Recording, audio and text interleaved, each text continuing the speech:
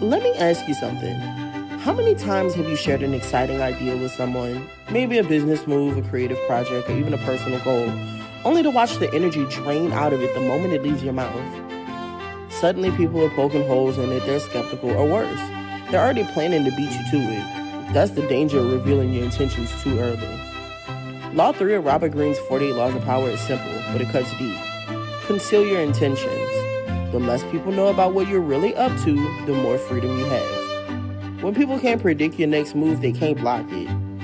Today, I want to take you through this law in detail, why concealment matters, how history and business leaders have used it, how it applies to everyday life, and a personal story about what happened when I didn't follow this rule. Here's the truth.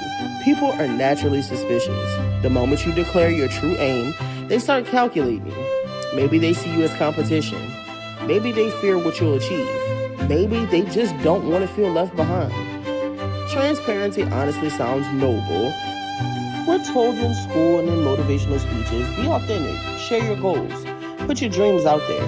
But in reality, broadcasting your strategy is like handing over your playbook to the other team before the game even starts. They know your moves before you make them. Power comes from controlling perception.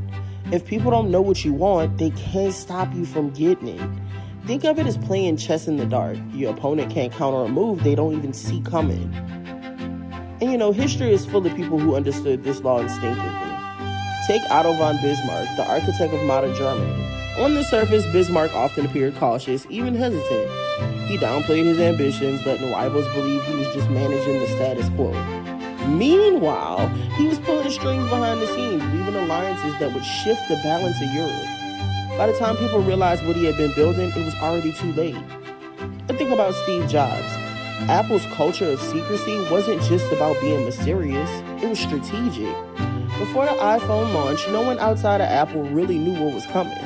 Not competitors, not even the press. That shock factor wasn't an accident, it was power. Imagine if Jobs had laid out his intentions years in advance.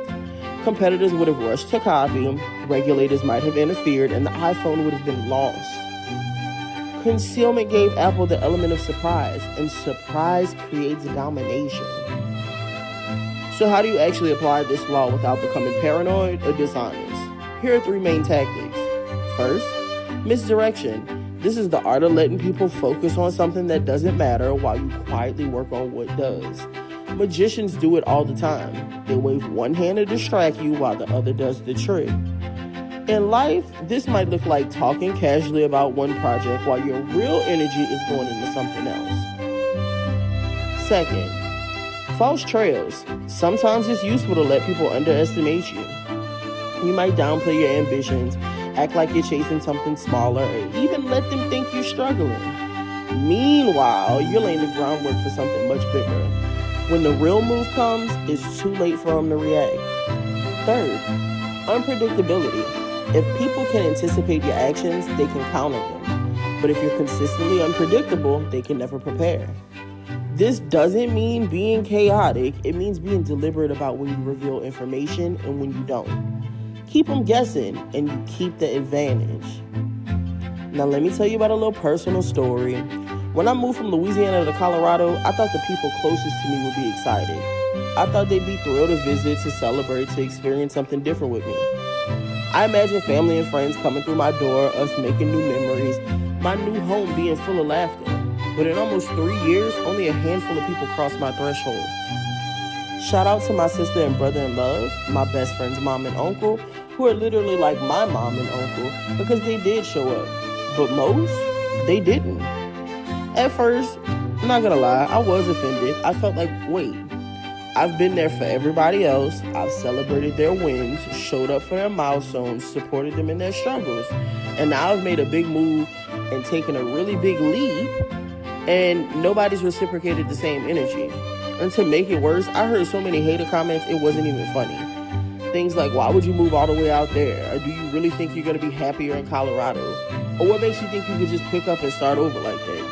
And the wild part, some people actually thought they could change my mind about doing something for my own life. But here's what I realized. I had revealed too much. I had shared my intentions with people who couldn't handle them.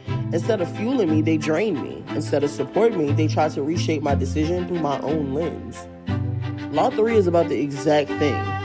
When people know you move too soon, they interfere. Sometimes directly, sometimes passively. Either way, they disturb your momentum. And once that momentum leaks, it's hard to get back. Here's the paradox. Concealment is not lying. It's not manipulation in the negative sense. It's simply timing. You don't have to reveal everything at the beginning. In fact, you shouldn't. Wait until you're built enough leverage, until the idea is solid, until resistance won't matter. Then reveal. By that point, your intention is no longer fragile. It's completely unstoppable.